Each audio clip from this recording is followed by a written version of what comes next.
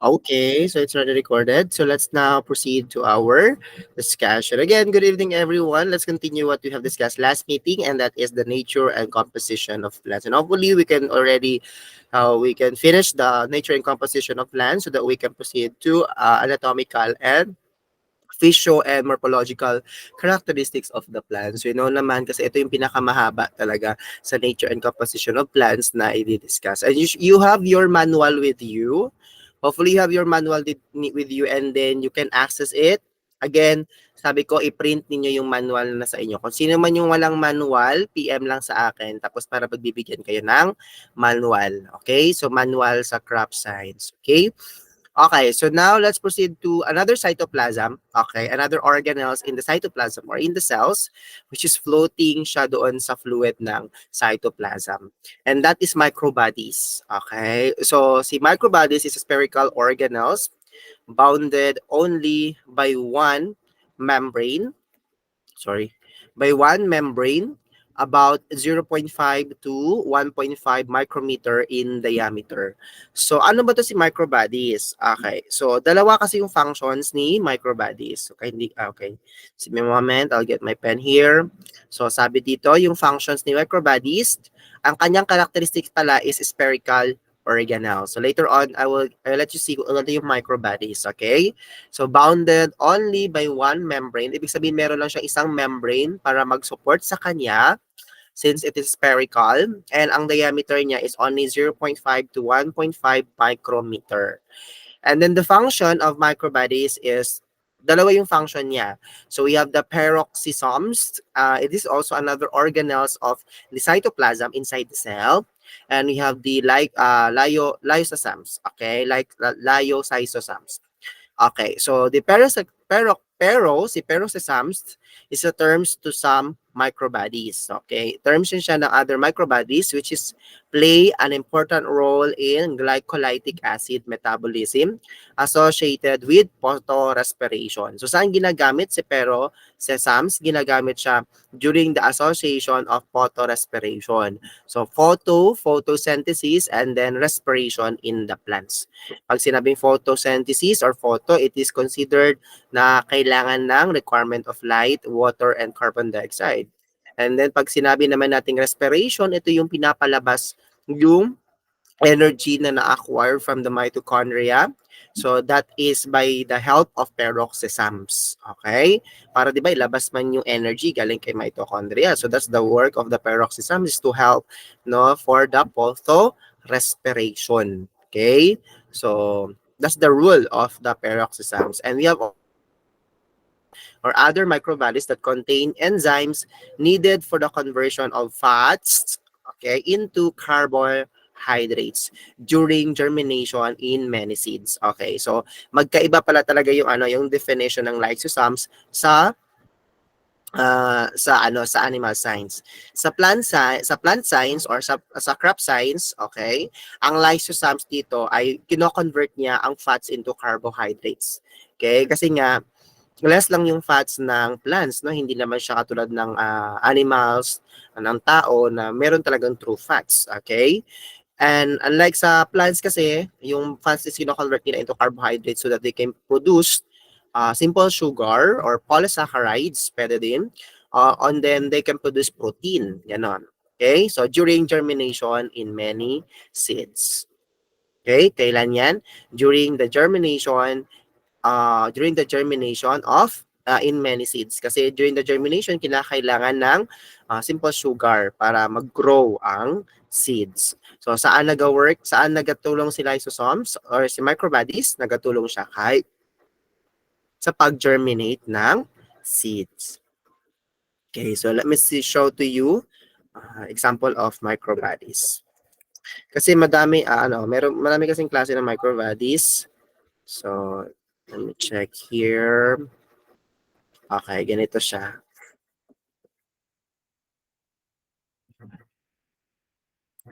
Sa animal science, ang work kasi ng microbodies sa animal science is, din siya, naglilinis siya ng, naglilinis siya ng waste, yun. tinatanggalan niya yung waste sa loob ng cells. Okay, ganoon din siya, nag-convert din siya ng fats into carbohydrates. And then tinatanggalan niya ng waste yung cell sa loob. Because of fatty or lipid bilayer ng ng tawag diyan.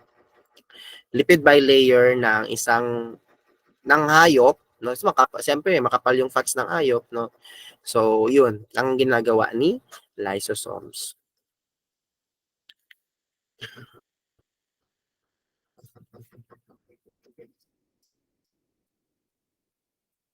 Ayaw na naman.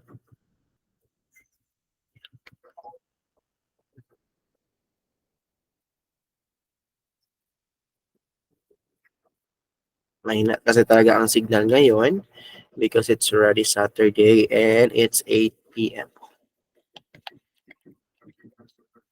Switch na talaga kami sa ano.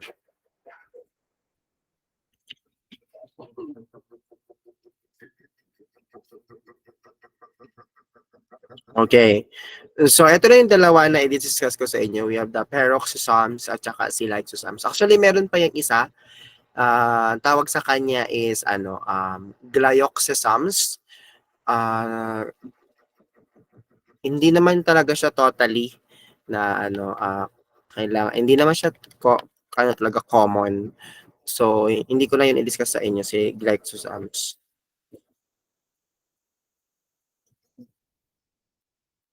Okay.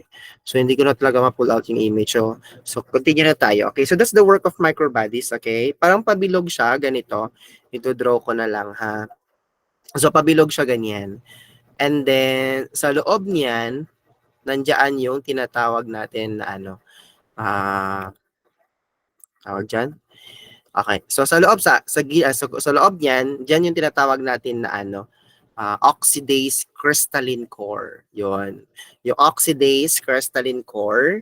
Tapos meron, di ba, sinabi dyan na meron siyang only one plasma membrane. So, pag sinabing only one plasma membrane, sa labas yan, no? Ibig sabihin, andito yung plasma membrane. Okay. So, we have the plasma membrane here.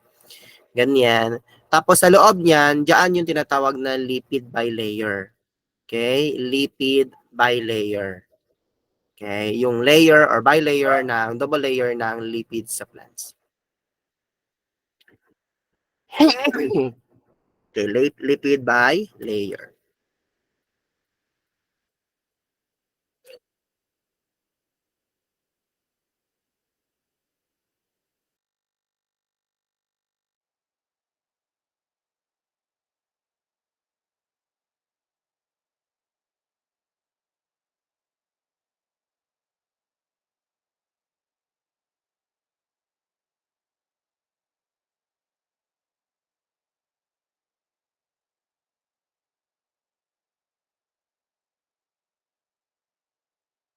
Okay, so that is what we call lipid bilayer, yung outside pa, yung sunod ng sunod ng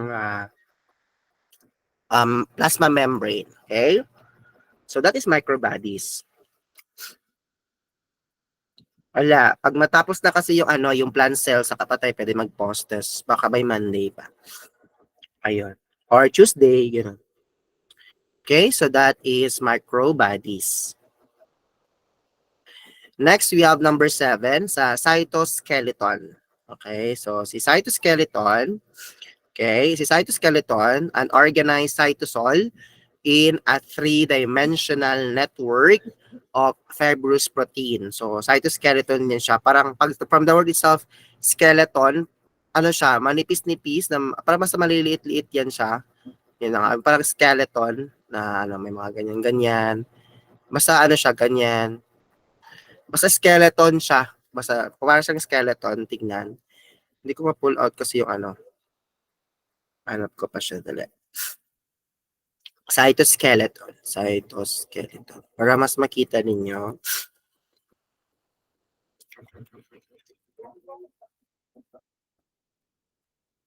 Super hina talaga ng internet.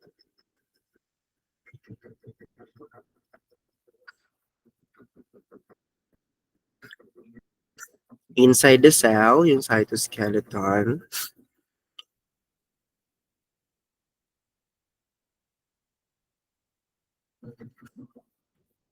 Okay.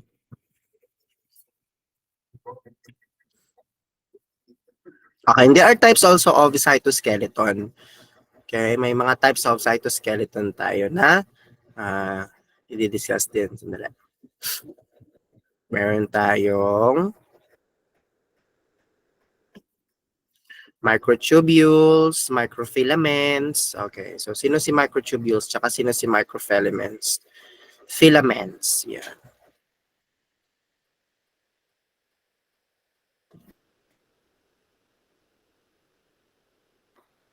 So they are the parts of, the types of cytoskeleton. Okay, there are the types of cytoskeleton. So we have the microtubules and then si microfilament. Ito na sa slide. So this is an example of cytoskeleton. Okay, so you can see here sa slides. Yan. Okay. So this one here, so you can see yung kulay green here na parang ganyan, oh.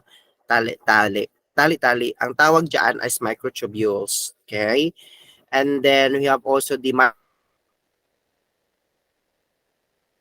eto, yung kulay kulay violet, no? Maninipis lang din yan sila. Yan na, parang skeleton siya tignan. And then we have also the intermediate filaments. Okay, eto. This is the intermediate filaments. Okay, so what's the work of cytoskeleton? Ang trabaho kasi ng cytoskeleton is kinokontrol niya yung shapings ng cell para hindi mag-burst out. Especially pag pag cell division. Okay, during the cell division, no, yun ang gawain din ni yan ang gawain ni ni cytoskeleton, no, parang magba-bounce or lang siya tawag yun, magfe-flexible lang siya. Okay, flexible ba siya? Pag 'di ba pag mag-cell division hahati yan into two, right? So yun ang gawain ni cytoskeleton, parang nagwo-wall siya na, oh, hindi kayo pwedeng lumabas, ganun. So yung mga lang dapat lalabas, yung mitosis, yung process of mitosis, okay? So sino nga ba si mitosis tsaka si meiosis? So yun. Di-discuss din natin yun, ha? So, mitosis and meiosis, sino ba sila? Okay, so, yun, during the process of mitosis and meiosis, so, ang nangyayari is, kinokontrol ni cytoskeleton, ni microtubules, tsaka ni microfilaments, yung shapings ng cell para hindi lalabas, hindi mag-burst out, at hindi din magkaroon ng abnormalities sa cell division. Okay? So that is what we call cytoskeleton. That's the work of cytoskeleton. Okay, so there are two types of cytoskeleton. Sabi ko nga, we have the microtubules and then the microfilament. So let's start first with the microtubules. Si microtubules is a long, mataas siya, thin, manipis, cylindrical structures about 24 millimeter in diameter and of varying lengths. So nakita nyo dito, this is long and thin, right? And then at the same time, cylindrical siya. Okay, pabilog or spherical. And then each is made up of subunits. Okay, so bawat isa ay nagkakaroon ng subunits of the protein called tubulin. Okay, anong tawag sa bawat protein na nakadikit sa microtubules? Bawat isa dito, okay, sa bawat isa nito, meron silang tinatawag na tubulin. So si tubulin na yon ay may contain, it is contain of protein. Okay? So what is the function of microtubules? The function of microtubules involved in the orderly growth of the cell wall. So dito 'yan. So involved siya, kasama siya sa pag matured or pag-grow ng cell wall. Especially the control of cellulose. Okay, control of cellulose, microfibrils alignment. So ito talaga yung pinaka-trabaho niya. Sabi ko sa inyo kanina, ang trabaho talaga noon is to control the organelles pag nagkaroon na ng cell division. So yun ang trabaho ng microtubules, yung microfibrils alignment. And then especially the control of cellulose. Okay? That's the control of cellulose. And letter B, we have the formation of cell plate. Okay, so what is the formation of cell plate? Pag sinabing formation of cell plate, this is the initial partition of dividing cell. Okay? Initial partition of dividing cell. Okay, so that is the formation of cell plate. Initial partition of dividing cell. Okay? And then, involved in the movement of flagella. O, ano yung flagella? Ito yung parang buntot-buntot, no? Parang buhok-buhok or buntot-buntot sa bacteria pa yan, ganyan.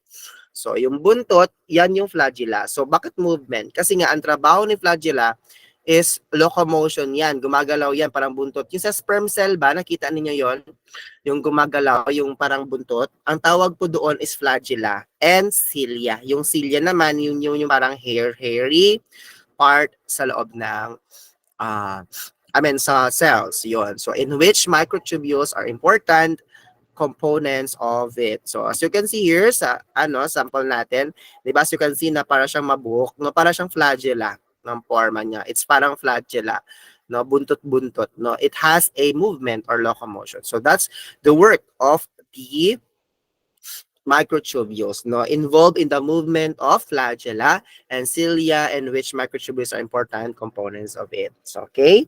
Next is we have microfilaments. So the microfilaments consist of two actin chain. Bakit two actin chain? Kasi nga ganito yan siyang forma. Ganyan, tapos ganyan na naman, tapos ganyan, tapos ganyan. So that's what we call microfilaments. Okay? So it's like a skeleton type. So it has a two actin chain. So ano yung two actin chain? Pag sinabing two actin chain, meron din yan consist of protein inside of it. Kasi hindi naman siya mag-active yung microfilaments kung hindi siya mag-grow kung wala siyang protein. It should have protein. Okay? Similar to that of muscle tissue. Yung nakita niyo sa muscle tissue, so we will tackle more on that when we already encountered animal sites. Okay? That maintains in a helical fashion. Okay? Saan yan?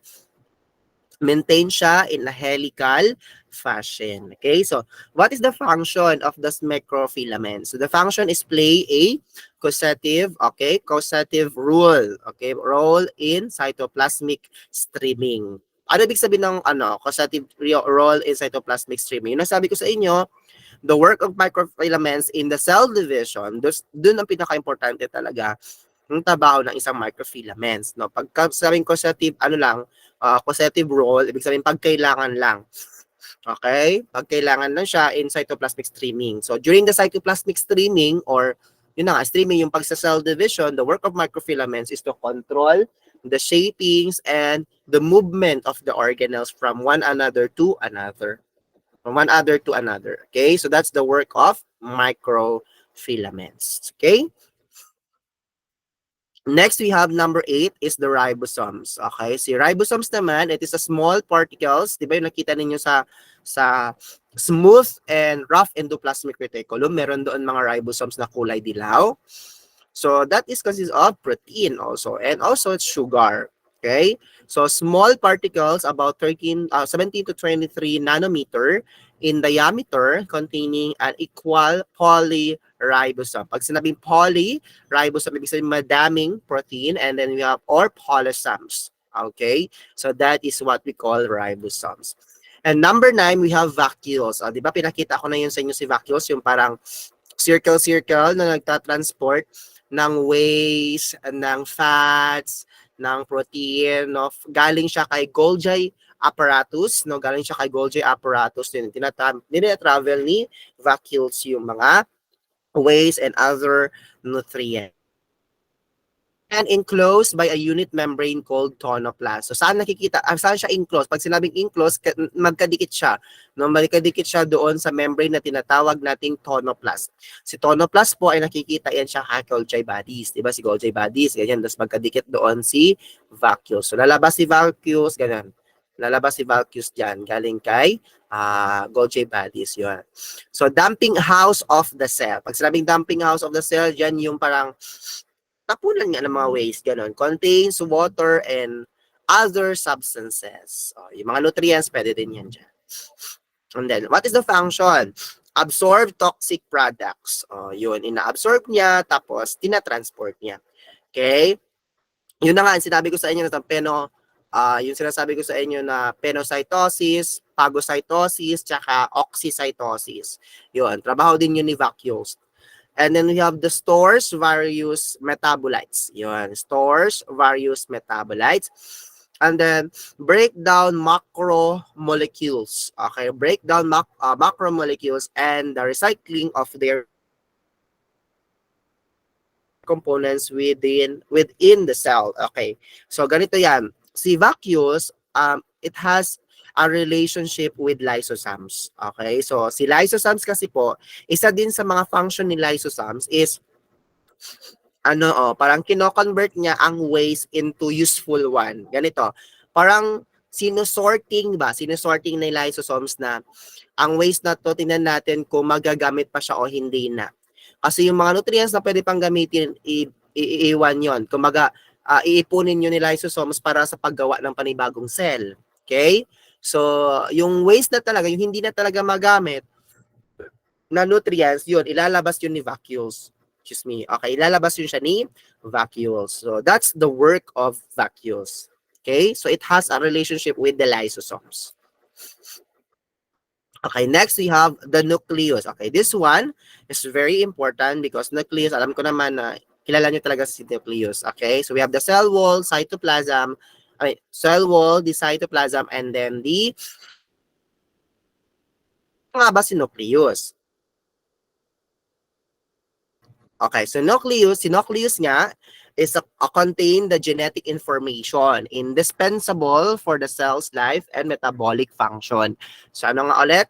It contains genetic information. Pag sinabing contain of genetic information, meaning meron siyang tinatawag nating DNA at saka RNA. Okay, anong meron siya? It has something with uh, RNA at saka DNA. So ano nga ba ang DNA? DNA refers to deoxyribonucleic acid, and then RNA is a ribonucleic acid. Yan. Deoxyribonucleic acid and ribonucleic acid. So, yan ang genetic information na nagko-contain ang nucleus. So, saan sila nakikita? Nakikita yan sila sa chromosomes. Okay, inside the nucleus. So, later on, you will see kung sino-sino nga ba sila. Okay, so what is the function of the nucleus? First and foremost, the function of the nucleus is to control the activities of the cell. So, siya yung nagko-control ng mga activities ng cell by determining which protein molecules are produced and when they are produced. So, hindi agad-agad na pinoproduce yan ang mga protein without the permission or the process of the nucleus. Parang si nucleus, sabihin na lang natin, siya yung pinaka-head. Siya yung presidente. Hindi gagalaw yung ating mga local government unit without utos na galing sa itaas or galing kay presidente. Okay? Next is function of nucleus is stores the genetic information. So, ito na yon. I-store niya yung genetic information. So, we have to actually, aside from DNA and RNA, so, paano natin kinakarakterize yung tinatawag na genetic information? No, dalawa yun. We have the genotypic and the phenotypic. Okay? So, those are tinatawag natin under plant breeding and genetics. So, we have the genotypic and phenotypic. Pag sinabi natin genotypic, it means it talks about your hereditary, okay, or genes, no? And then, pag sinabi natin phenotypic, okay, pag sinabing phenotypic, it means it has something, it has a relationship, it has a relationship with the environment. Okay? So, it has a relationship with the environment. So, kung napansin ninyo, maraming bakla, tsaka maraming tomboy, ganon sa mundo. So, that's not about the genotypic or hindi po yan siya hereditary, hindi siya inheritance. Hindi porket na meron kayong pamilyang bakla dati or tomboy dati ay nasa dugo na daw yan. No. God only created man and woman in the world. So, yung bakla at saka yung tomboy ay nanggaling po yan sa phenotypic variations or phenotypic inheritance, meaning nakukuha sa labas. Okay? So, sa environment yan, na-apply na galing sa environment natin. That's why we have tomboy, we have bakla. It's because of the environment. Diba? ang mga bata kung ano yung nakikita nila sa mga magulang nila, sa mga matatanda pa sa kanila, 'di ba ina-apply nila. So that's what we call phenotypic variation. Ganito pag sample anak mo nga, no? Anak mo nga siya tapos paglaki ng anak mo iba yung muka para magkamukha ng parang mukha ng kapitbahay mo. So ganun 'yun kasi nga si yung anak mo lagi siguro doon laging nakatambay doon sa kapitbahay ninyo kaya nagmuka siya ng kapitbahay ninyo. So that's what we call phenotypic variation or tinatawag natin phenotypic inheritance. Okay? So aside from that, meron din yan ako sa animals, meron din yan. Kaya nagkakaroon ng, minsan may mga animals na bungi, may mga animals na uh, abnormal. So that's another thing of getting in the phenotypic variation. Okay, di ba pag buntis nga, di ba pag buntis ang isang tao, ang babae, pag buntis ang isang babae, okay, pag buntis ang isang babae, wag mo yan panoorin, baka maging ganyan din ang mukha ng anak mo. So that's what we call genetic information. Okay, that's what we call phenotypic information. So iba po talaga yung tinatawag natin na genotypic. It talks about the genes. Okay, pag sinabing genes, it talks about hereditary. Dugo. Anong pamilya ka ba? Ano apelyido mo? Ganon. De Leon po ako. Yan. Ang asawa ko po ay si De Leon. Ganon. So ano ba yung anak mo? De Leon din po yan siya. Ang tunay na ama niyan ay si De Leon. Ganon. That's what we call genotypic. Kasi dugo yon. Okay? Kaya pag mga lalaki gustong-gusto nila na gusto-gusto nila na pag magkaanak sila, magkaroon sila ng anak, gusto-gusto nila na lalaki. Kadalasan 'yan. No, almost actually mga lalaki gusto nila magkaroon sila ng anak na lalaki because they want to see kung ano ba ang mukha ng kanilang little tawag doon, little lookalike nila kung cute pa ba, ganon. Ano daw yung mukha ng ng anak nila. Ganon. So, kamukha pa ba nila? Or cute daw yung anak nila? Or gwapo? Ganon. So, for me, it doesn't matter as long as the children can live peacefully, happily, ganon yung bata. And then may natutunan siyang lesson from me. So, that's parenting. Okay? That's the work of being a parent. Okay, so that's a nucleus. Okay, so yun ang trabaho ng nucleus. Interesting din yan, no, na i-discuss ang nucleus, especially pag plant breeding and genetics. Okay, so these are the components of all cells. So ulitin ko, we have the plasma membrane, the cytoplasm, the cell wall actually, yon, and then the nucleus. Okay, so all cells contains these same four components. Okay, so we have plasma or cell membrane or phospholipid bilayer. Pag sinabing phospholipid bilayer, fats po yan na may sugar. Okay, and then with a mosaic of proteins. Okay, so may mosaic proteins siya which functions as a barrier between the cell and its environment. Okay? Wall siya between the cell and then the environment. And then number 2, we have the cytoplasm, so the region between the region of DNA and plasma membrane. So the cytoplasm, nandiyan yung mga organelles na sinasabi ko, yung microtubules, microfilaments, Golgi apparatus, vacuole, nandiyan yan sa loob ng cytoplasm kasi cytoplasm is a gel-like. And then the cytosol, a fluid or jelly-like, okay, region inside the cell where chemical reactions takes place. Kasi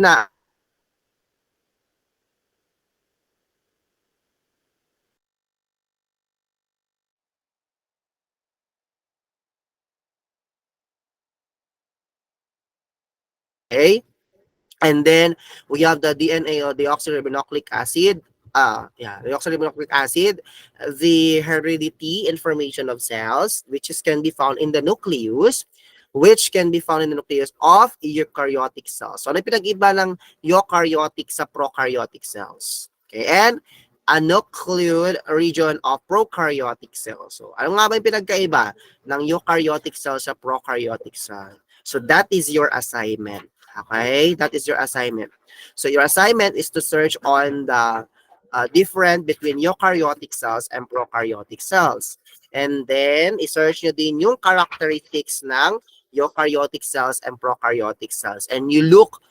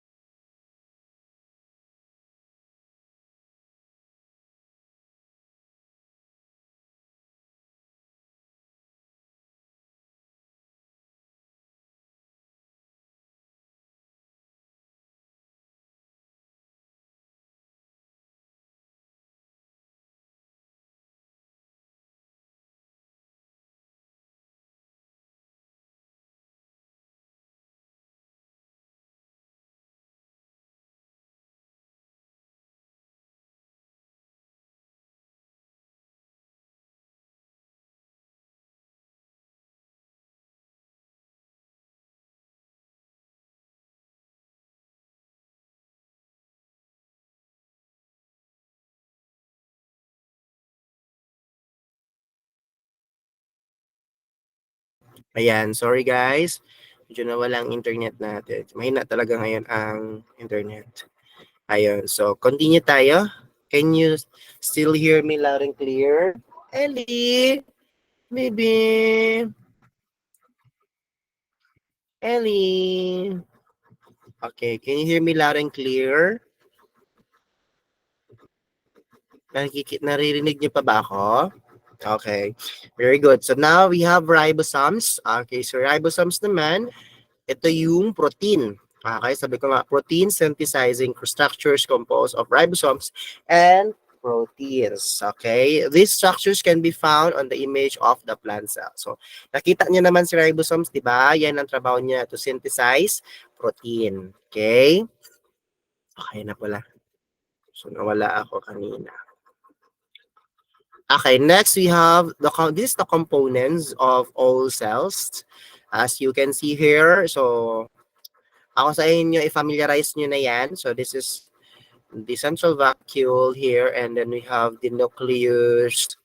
Ayan, so we have the plasma membrane, cell wall. Okay, so actually yung plasmodesmata, yan ay unique yan siya sa plants. Okay, plasmodesma. Unique yan sa plants. Okay, and then daanan kasi yan siya. Para siyang kanal, ganyan o kanal. Ganyan. Example, ito yung cell. Ganyan. Tapos sa kabila, merong cell, di ba? So, ang trabaho ni plasmodesmata, kung anong nagamit sa kabila na cell na to, ano yung hindi niya nagagamit na, tinatransfer niya sa kabila. So, yung parang kanal-kanal na yon, ang tawag doon is plasmodesmata. Yun. Kasi meron naman tinatawag tayong middle lamellae dyan, di ba? May middle lamellae yan. Parang cement. Yun. Aside from that, sa pit yan siya dumadaan or sa butas dumadaan. So, that is plasmodesmata. Yung daanan ng mga nutrients na ginamit ng isang cell, tapos baka pwede pang gamitin ng kabilang cell. Yun. So, that is plasmodesmata. Channels yan siya. Yan. Parang kanal. So, you have the ribosomes. Yan. Ako sa inyo, ang ginawa ko kasi natin ito, pinafamiliarize ko siya lahat. Actually, dinraw ko talaga to sa notebook ko. Dinrawing ko to para hindi ko makalimutan. Okay? So that is the, okay, so we have here definition of plasma membrane. So mas maganda pag ano ko na lang to, i-discuss ko na lang to more ang plasma membrane sa sa animal science kasi magkapares lang naman yan sila. Ng ng process. Ayun. Magkapares sila ng process. Doon ko na siya mas sa inyo talaga tawag diyan, i-discuss ng mabuti. So this is the plasma membrane. So we have the eukaryotic plasma membrane is a phospholipid bilayer with proteins and cholesterol embedded in it. So merong cholesterol embedded. So ayan, so this is the example of plasma membrane. Ito yung sinasabi natin cell wall. Okay? So ayan. Bago makapunta, this is, di ba ito, this is the filaments, cytoskeleton. Sa loob to ng cell. Ito sa labas, ito ng cell. Okay, so yan ang laman talaga ng plasma membrane. So we have the cholesterol, the lipid bilayer, yun. So we have the glycoprotein, glycolipids. Okay, so para hindi kayo inosente. Okay, so ito yung daanan, ano may tawag sa hole na to? Yeah, protein channel pala yan. Protein channel ang tawag sa hole na yan. Okay, hindi po yan plasmodesmata, protein channel yan. Then dumadaan si protein at saka ibang nutrients na kailangan. Yun. So, yun. Okay? So, si cytoplasm din, yung parang gel-like, yun. Discuss ko siya more sa sa animal science. Okay, so this one is the DNA, which is very important. So, discuss ko to sa inyo. So, in eukaryotic cells, okay, in eukaryotic, ano nga bang eukaryotic? Hanapin nyo yan sa Google, assignment nyo yan. So, eukaryotic, the DNA is typically housed in a nucleus. O, saan nakatira si DNA? Sa nucleus. Okay, sa nucleus. Plural, pag madami is nuclei.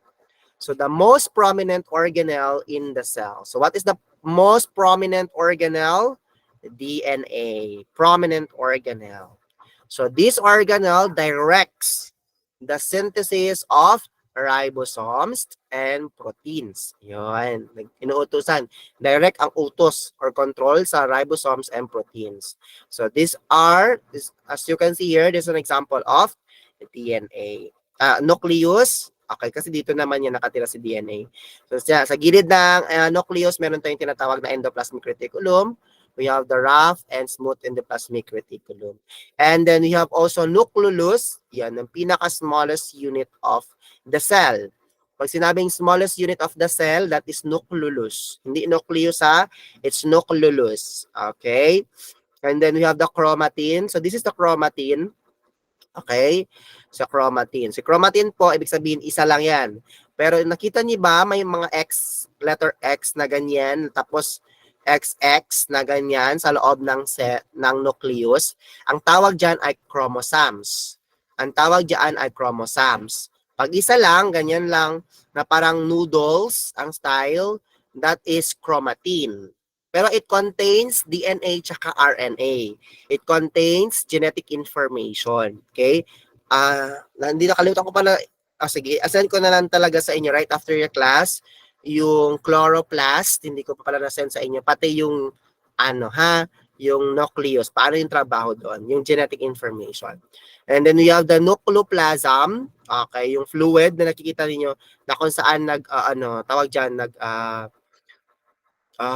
diyan, nagfo-floating si chromosomes at saka si nucleolus, ang tawag diyan ay nucleoplasm. Nalaman ko din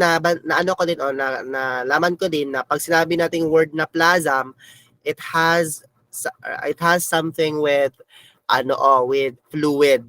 Oo. It has something with the fluid or gel-like, yung parang kung saan ba nagfo-float yung Pag may rinig kayo ganyan na word plasm, meaning it has something with the gel-like or fluid. Ganon. And then we have the nuclear pore. Yung nuclear pore, actually, yung nucleus po, meron niya siyang butas-butas kung saan dumadaan yung mga ribosomes and protein. Meron niyang butas-butas. Tsaka dyan din dumadaan yung mga genetic information. May butas-butas yan, ang nucleus. Yung tawag doon ay nuclear pore. Pag sinabing pore, ibig sabihin butas po yan. Di ba? Tignan mo yung ilong mo, tsaka yung mukha mo, tignan mo. Hawakan mo. Di ba meron niyan, pag nakita mo sa salamin, may mga butas-butas. Ang tawag dyan ay pores. Okay? Ang tawag dyan ay pores. Ganon. It's pore. Sa amin dito sa Germany, ang tawag dyan is pore. Yun. So, it's a nuclear pore. Nakikita niyo may butas-butas. Okay? And then, dyan dumadaan si, dyan dumadaan si nutrients, si genetic information, si DNA, genetic information, si ribosomes, and protein yan. And then, nuclear envelope, kung meron plasma membrane, si nuclear envelope, that's the work of the nuclear envelope. Para siyang plasma membrane sa nucleus. Okay, so actually walang plasma membrane ang nucleus. Ang meron ang nucleus is nuclear envelope.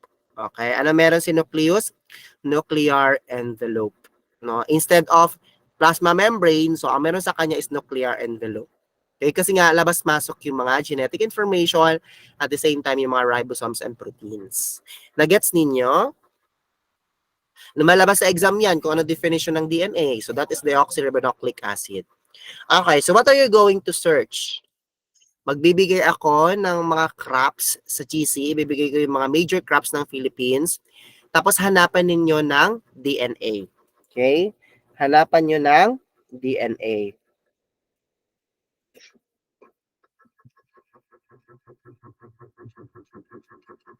Okay, so anong hanapin ninyo? Hanapan nyo ng DNA pag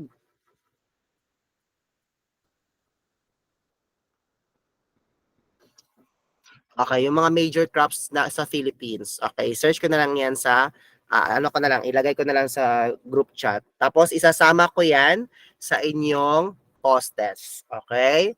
Isasama ko yung DNA. Okay, so hanapin nyo yung DNA ng banana. No? Tapos ilang chromosomes ba meron kay banana? Ayun. Isa din yun. Okay? Yun. Kasi lumalabas sa exam yun. Okay, next we have the chromatin or the chromosomes. So ito yun, si chromatin and then si chromosomes. So to understand we have the chromatin, it is helpful to first explore the chromosomes. Okay, si chromosomes. So we have structures within the nucleus that are made up of DNA. So the hereditary material. So ano meron sa chromosomes? DNA, which is the hereditary material. Okay, so you may remember that in prokaryotes, so DNA is organized into a single cellular chromosomes. So into a single cellular chromosomes. In eukaryotes, chromosomes are linear structures.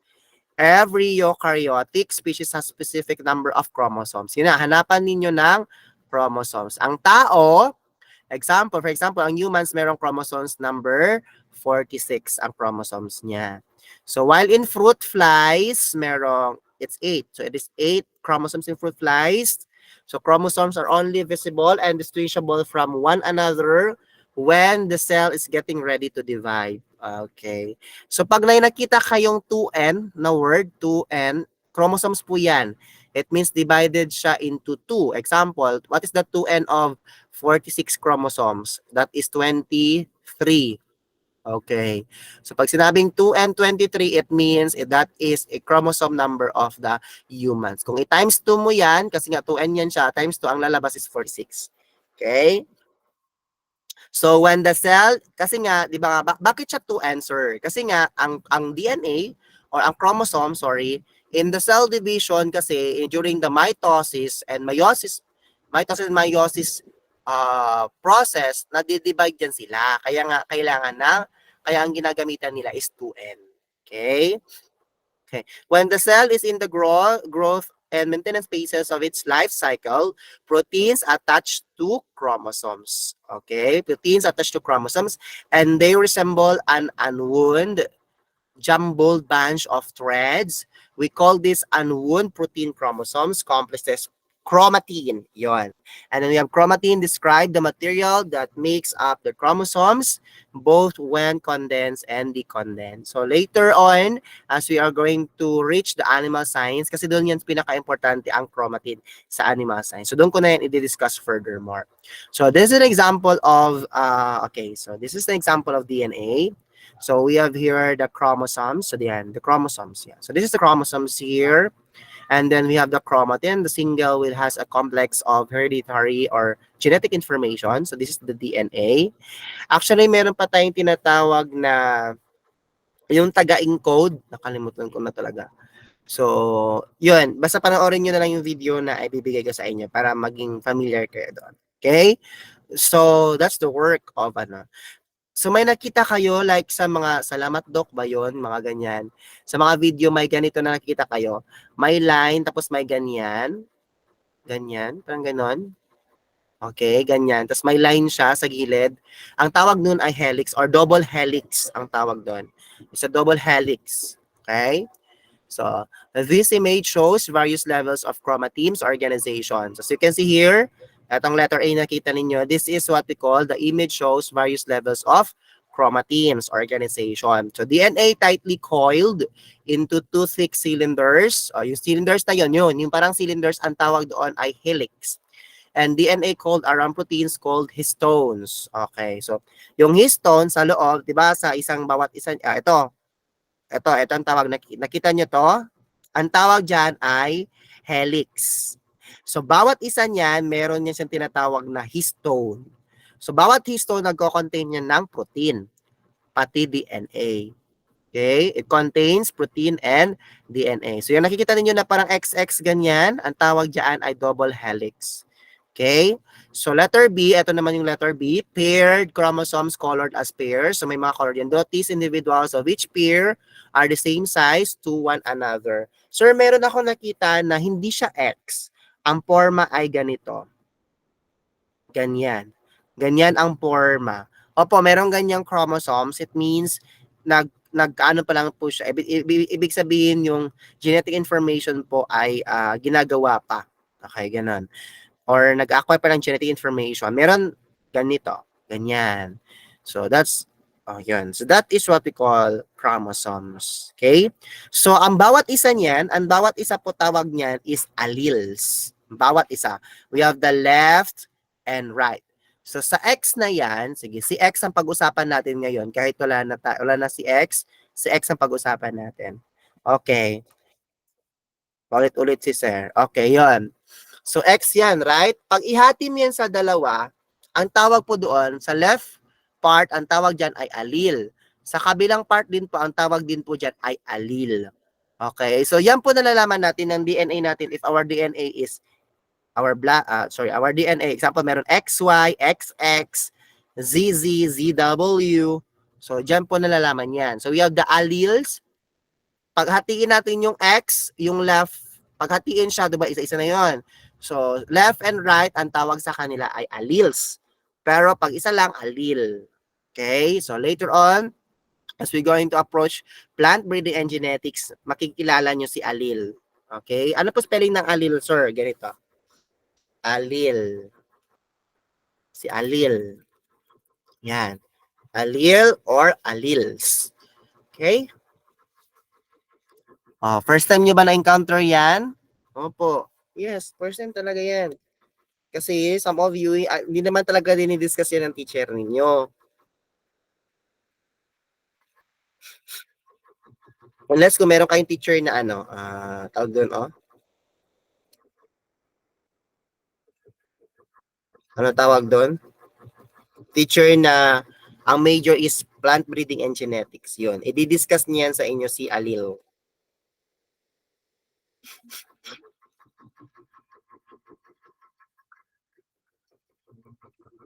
Okay, next. Okay, so we have the nucleus. Diba si nucleus ay nasa loob yan ng nucleus. Yan ang smallest unit ng nucleus. So we already know that the nucleus directs the synthesis of ribosomes or proteins. Okay? And then does it do this? Some chromosomes. Sana ba yung ano ko? Yan. So some chromosomes have section of DNA. So some of chromosomes meron silang section of DNA that encode ribosomal or RNA, a darkly staining area within the nucleus called the nucleus. Yon, sa loob. Doon po ang encoding sa loob.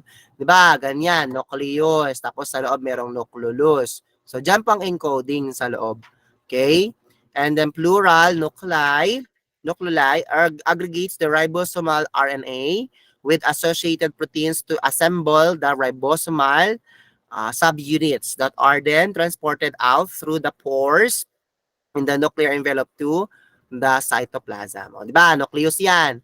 Tapos ito yung cell. So, cytoplasm. So, meron yung mga butas-butas dyan. Ang tawag doon ay nuclei pores or nuclei pores. Tawag doon.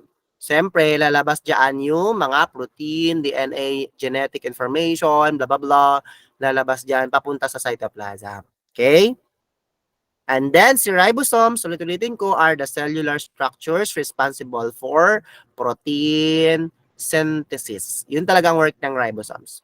Okay, responsible for protein synthesis. Okay? Yun, ribosomes receive their orders for protein synthesis from the nucleus where the DNA transcribes into messenger RNA. Okay? Messenger RNA. So, yan. Hindi naman mag-work si ribosomes, encoding ribosomes, tsaka DNA pag walang ribosomes. Hindi na nag-work sila. Hindi nag-work si RNA without ribosomes, hindi na nag-work si DNA without ribosomes. Yun. So, si ribosomes naman, a large subunit top, okay, and a small subunit bottom. So, we have here RNA, okay, so we have here mRNA, messenger RNA, and then we have the ribosome small subunit here. Compromise ribosomes. Note that the large subunit sits on top. Oh, ito yung large unit. Sits on top. Ito, malaki. Parang kidney type, no? Okay. So, amino acids into proteins using information from a chain of messenger RNA. So, the RNA carries amino acids to the ribosomes. Okay? Carry amino acids to the ribosomes where the arrangement is made. So, this is example of image of ribosomes. Okay? So, you can see, so we have here ribosomes and then nagpo-produce siya ng amino acids. Okay. So, yun. And so later makikita ninyo kung paano siya naging ganyan, paano siya naging amino acids. Meron yan encoding kasi yan siya inside the nucleus.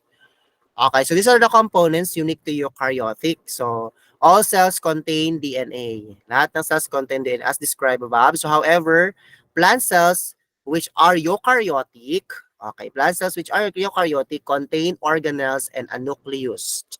While prokaryotic cells do not possess organelles or a membrane-bound nucleus. Oh, meron na kayong hint, okay? So si eukaryotic daw ay nagko-contain ng organelles and nucleus. Si prokaryotic, lacking yan siya, lacking of nucleus, lacking of membrane sa nucleus, and then it do not possess organelles. Actually, meron lang mga isa or dalawa, ganun. So we will start by going over the structures that are unique to all eukaryotic. So next, we'll go to the, okay. So this one is what we call the endomembrane system.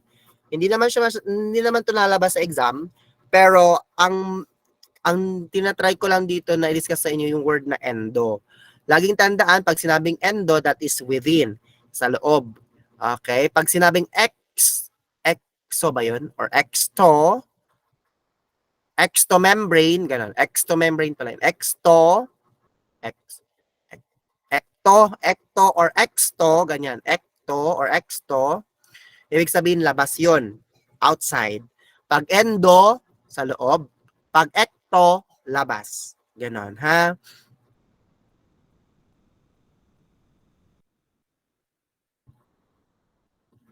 Okay, ito.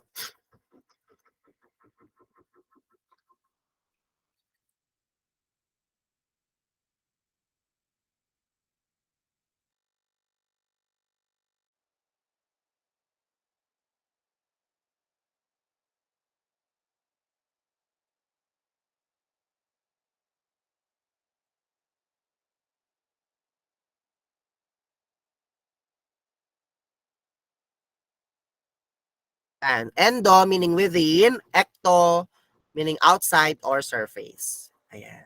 So yun lang. Yun lang talaga i-discuss ko sa endomembrane system para mas madali maintindihan. Okay, so we already done with the discussion on the endoplasmic reticulum. So we have the soft and a smooth and rough endoplasmic reticulum. Ayan.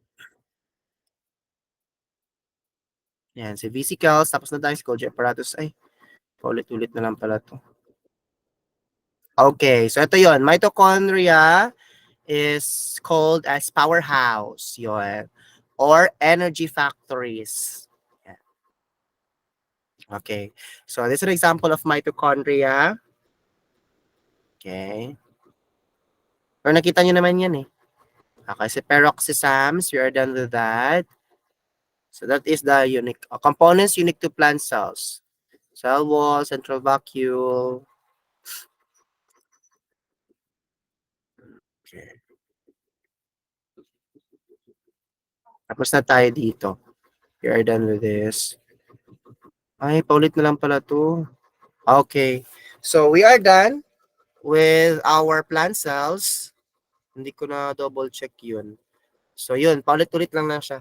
Okay, so we are done with that. So you can, you can review or you can watch all over again the recorded class. Okay?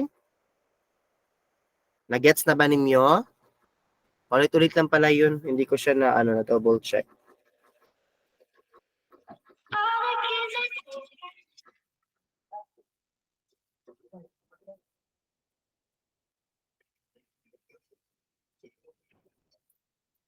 Okay.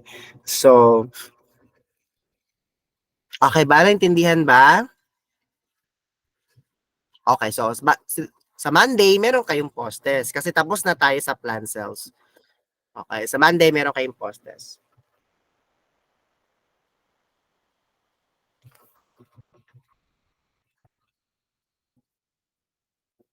Naintindihan ba? Can you still hear me loud and clear? Yes, sir. Okay. So, let's start your recitation. Natulog ang baby. Ang dulo kang lang, blah, blah. Okay, let's start with your recitation. So, that's the end of our plant cells, parts, and function. Okay?